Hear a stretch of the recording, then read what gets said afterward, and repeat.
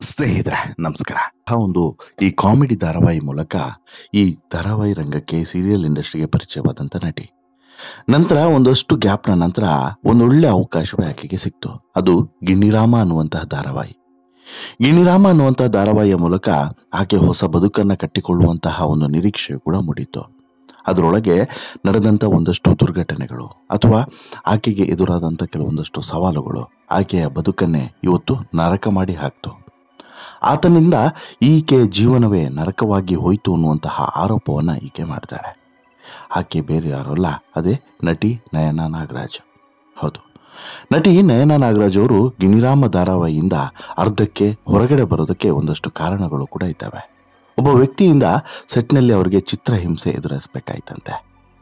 ವಾಹಿನಿಯವರಿಗೆ ದೂರು ನೀಡಿದ್ರೂ ಕೂಡ ಯಾವುದೇ ಪ್ರಯೋಜನ ಆಗಲಿಲ್ಲಂತೆ. ಜೊತೆಗೆ ಅವರು ಕೊನೆಗೆ ಧಾರಾವಾಹಿನೇ ಬಿಡಬೇಕಾಯ್ತಂತೆ. ಕೇವಲ ಧಾರಾವಾಹಿನ ಬಿಡೋದು ಮಾತ್ರವಲ್ಲ, ಮತ್ತೊಂದು ಅವಕಾಶವನ್ನು ಸ್ವೀಕರಿಸುವಂತಹ ಮನಸ್ಥಿತಿಯು ಕೂಡ ಬಾರದಂತಾಗ್ತಿದೆಯಂತೆ. ಯಾಕೆ? ಯಾರದು? ಈ ಮಟ್ಟಿಗೆ ನಯನ ಅವರಿಗೆ ಕಿರುಕುಳವನ್ನು ಕೊಟ್ಟಂತಹ ಆ ಕಿರಾತಕನಾದರೂ ಯಾರು? ಇವರ ಆರೋಪ ಏನು? ಎಲ್ಲವನ್ನು ಕೂಡ ನೋಡ್ತಾ ಹೋಗೋಣ. ಅದಕ್ಕಿಂತ ಮುಂಚೆ ನೀವಿನ್ನೂ ಕೂಡ ನಮ್ಮ ಚಾನಲನ್ನು ಸಬ್ಸ್ಕ್ರೈಬ್ ಮಾಡಿಲ್ಲ ಅಂದರೆ ದಯವಿಟ್ಟು ಕೂಡಲೇ ಸಬ್ಸ್ಕ್ರೈಬ್ ಮಾಡಿ ಸ್ನೇಹಿತರೆ. ಈ ಸೀರಿಯಲ್ ಇಂಡಸ್ಟ್ರಿ ಇರ್ಬೋದು, ಸಿನಿಮಾ ಇಂಡಸ್ಟ್ರಿ ಇರ್ಬೋದು, ಇಲ್ಲಿ ನಟಿಯರಿಗೆ ಸೇಫ್ಟಿ ಇದೆಯಾ ಅಂತೇಳಿ ಕೇಳಿದ್ರೆ ಸಾಕಷ್ಟು ಸಲ ಇಲ್ಲ ಅನ್ನುವಂಥ ಉತ್ತರವೇ ಬರೋದು. ಹಾಗಂದ ಮಾತ್ರಕ್ಕೆ ಕೇವಲ ಇಲ್ಲಿ ಮಾತ್ರ ಅಂತಲ್ಲ, ಯಾವುದೇ ಕ್ಷೇತ್ರಕ್ಕೆ ಹೋದರೂ ಕೂಡ ನಿಮಗೆ ಇಂಥದ್ದೊಂದು ಅನುಭವಗಳು ಆಗಲೇಬೇಕು ಅನ್ನುವಂಥದ್ದು ನಮ್ಮ ಸ್ನೇಹಿತರಿಂದನೇ ನಾವು ಕೇಳಿರ್ತೀವಿ. ಬಹುಶಃ ನನ್ನನ್ನು ವೈಯಕ್ತಿಕವಾಗಿ ನೀವು ಕೇಳಿದ್ರೆ ಇದು ಎಲ್ಲ ಇಂಡಸ್ಟ್ರಿಯಲ್ಲೂ ಕೂಡ ಇದೆ. ಯಾವ ಇಂಡಸ್ಟ್ರಿಯಲ್ಲಿ ಇಲ್ಲ? ಯಾವ ಫೀಲ್ಡಲ್ಲಿಲ್ಲ? ಕಾರ್ಪೊರೇಟ್ ಫೀಲ್ಡಲ್ಲಿಲ್ವಾ? ಅಥವಾ ಬೇರೆ ಸೋಷಿಯಲ್ ಸರ್ವಿಸ್ ಫೀಲ್ಡಲ್ಲಿಲ್ವಾ? ಪೊಲಿಟಿಕ್ಸಲ್ಲಿಲ್ವಾ? ನ್ಯೂಸ್ ಚಾನಲ್ಗಳಲ್ಲಿಲ್ವಾ? ಎಂಟರ್ಟೈನ್ಮೆಂಟ್ ಚಾನಲ್ಗಳಲ್ಲಿಲ್ವಾ? ಎಲ್ಲಿಲ್ಲ? ಎಲ್ಲ ಸಂಸ್ಥೆಗಳಲ್ಲೂ ಕೂಡ ಇದ್ದಾವೆ. ಎಲ್ಲಿ 4 ಜನ ಕೆಲಸ ಮಾಡ್ತಾರೋ ಅಂಥ ಜಾಗದಲ್ಲೂ ಕೂಡ ಇದೆ. ಪವಿತ್ರವಾದಂತಹ ಎಜುಕೇಷನ್ ಇನ್ಸ್ಟಿಟ್ಯೂಷನ್ಗಳಲ್ಲೇ ಇದೆ ಸ್ನೇಹಿತರೆ. ನೀವು ನಿಜವಾಗ್ಲೂ ಕೂಡ ಇಂಥದ್ದೆಲ್ಲ ಕೇಳಿದ್ರೆ ಶಾಕ್ ಆಗ್ತೀರಾ. ನಾವು ಮಾಧ್ಯಮದವರು ದಿನನಿತ್ಯ ಇಂಥದ್ದನ್ನು ನೋಡ್ತಾ ಇರ್ತೀವಿ.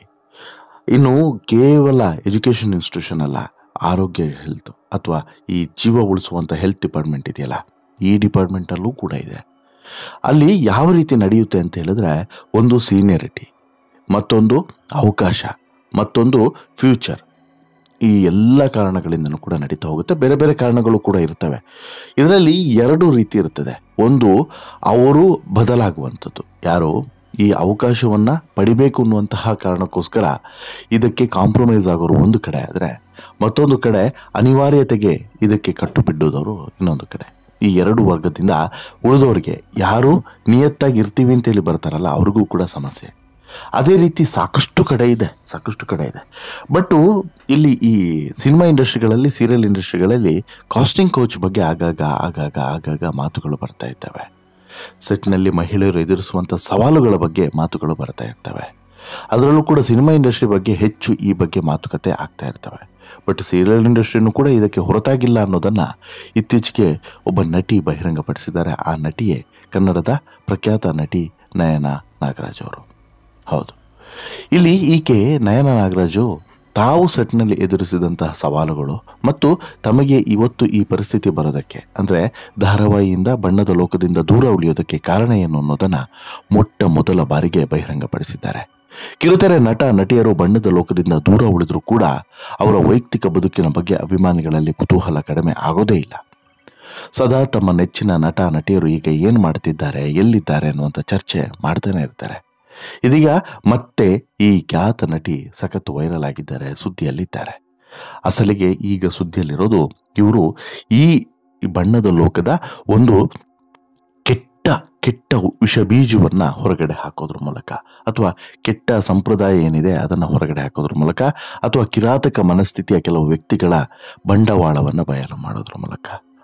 ಹಾಗಾದರೆ ಈ ನಟಿ ಅಂದರೆ ಈ ನಯನಾ ನಾಗರಾಜ್ ಇದಾರಲ್ಲ, ಈಕೆ ಹೊರಗಡೆ ಹಾಕಿದಂಥ ವಿಚಾರ ಏನು ಹೇಳ್ತಾ ಹೋಗ್ತೀನಿ ನೋಡಿ. ಹಲವು ಧಾರಾವಾಹಿಗಳಲ್ಲಿ ನಡೆಸೋದು ಮಾತ್ರವಲ್ಲ, ನಿರೂಪಣೆ, ರಂಗಭೂಮಿ ಹಾಗೆ ಸೋಷಿಯಲ್ ಮೀಡಿಯಾದಲ್ಲೂ ಕೂಡ ಸಾಕಷ್ಟು ಆಕ್ಟಿವ್ ಇರುವಂತಹ ನಟಿ ನಯನಾ ನಾಗರಾಜ್ ಇದೀಗ ಸಂದರ್ಶನವೊಂದರಲ್ಲಿ, ಖಾಸಗಿ ವಾಹಿನಿಯ ಧಾರಾವಾಹಿ ಒಂದರಲ್ಲಿ ಎದುರಾದಂಥ ಸಮಸ್ಯೆಗಳ ಬಗ್ಗೆ ಸಿಕ್ಕಾಬಟ್ಟೆ ಬಿಚ್ಚು ಮನಸ್ಸಿನಿಂದನೇ ಮಾತನಾಡಿದ್ದಾರೆ. ಆಕೆ ಎದುರಿಸಿದಂಥ ಸವಾಲುಗಳ ಬಗ್ಗೆನೂ ಕೂಡ ಎಳೆಯಾಗಿ ಬಿಚ್ಚಿಟ್ಟಿದ್ದಾರೆ. ನಟಿ ನಯನ ನಾಗರಾಜ್ ಅವರು ಈ ಮೊದಲು ಪಾಪ ಪಾಂಡು ಅನ್ನುವಂತಹ ಒಂದು ಧಾರಾವಾಹಿಯಲ್ಲಿ ಚಾರು ಹೆಸರಿನ ಪಾತ್ರದ ಮೂಲಕ ನಟಿಸಿದರು. ಅದಾದ ಬಳಿಕ ಗಿಣಿರಾಮ ಧಾರಾವಾಹಿಯಲ್ಲಿ ನಟಿಸಿದಂತಹ ಇದೇ ನಯನ ನಾಗರಾಜ್ ಅವರು ನಂತರ ಕಿರುತೆರೆ ಲೋಕವನ್ನೇ ತೊರೆದು ಬಿಟ್ಟರು.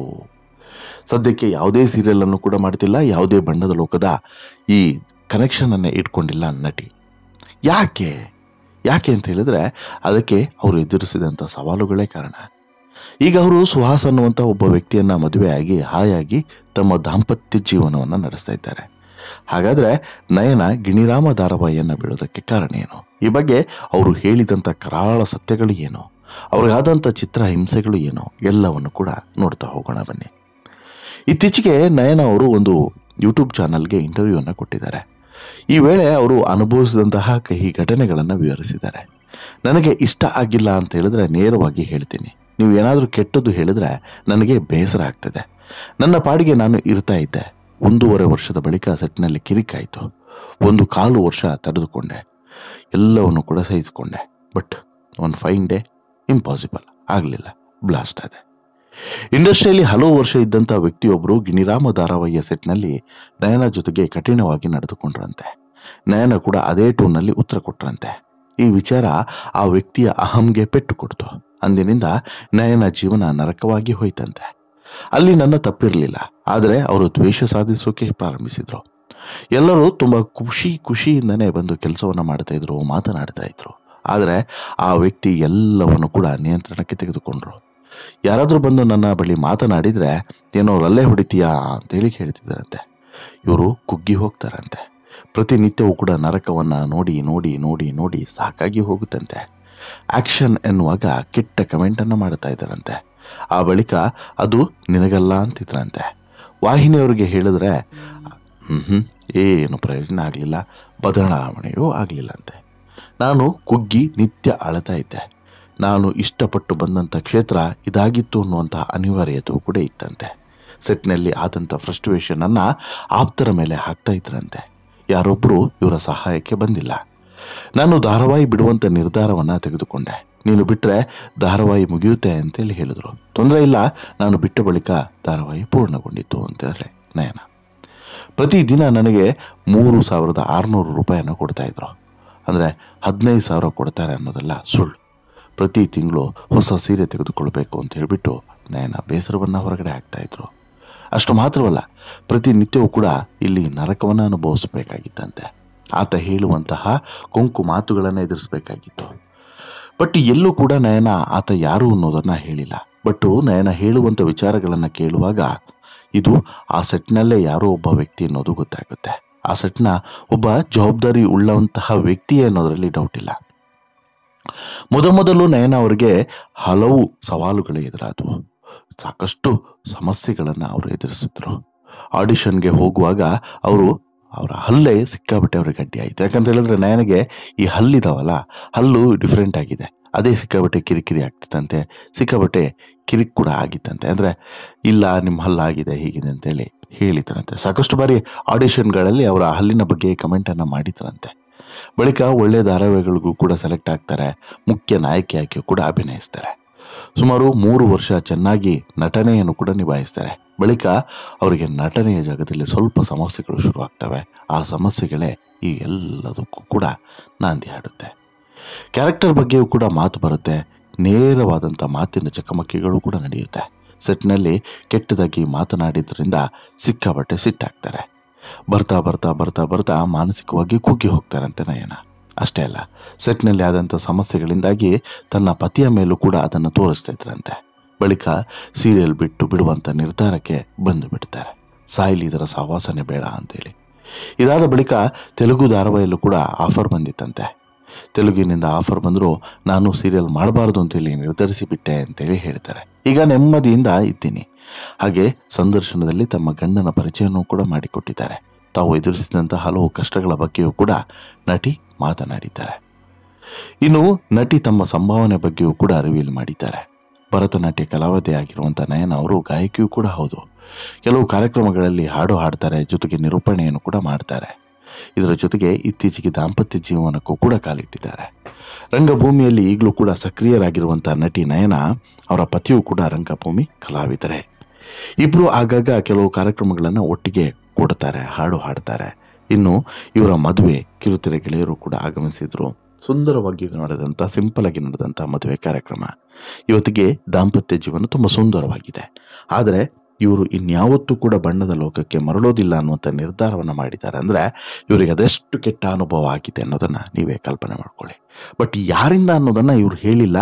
ಅದೊಂದು ಹೇಳಿದ್ದಿದ್ರೆ ಬಹುಶಃ ಸಾಕಷ್ಟು ಜನಕ್ಕೆ ಕ್ಲಾರಿಟಿ ಸಿಗ್ತಿತ್ತು ಅನ್ನೋದರಲ್ಲಿ ಡೌಟ್ ಇಲ್ಲ.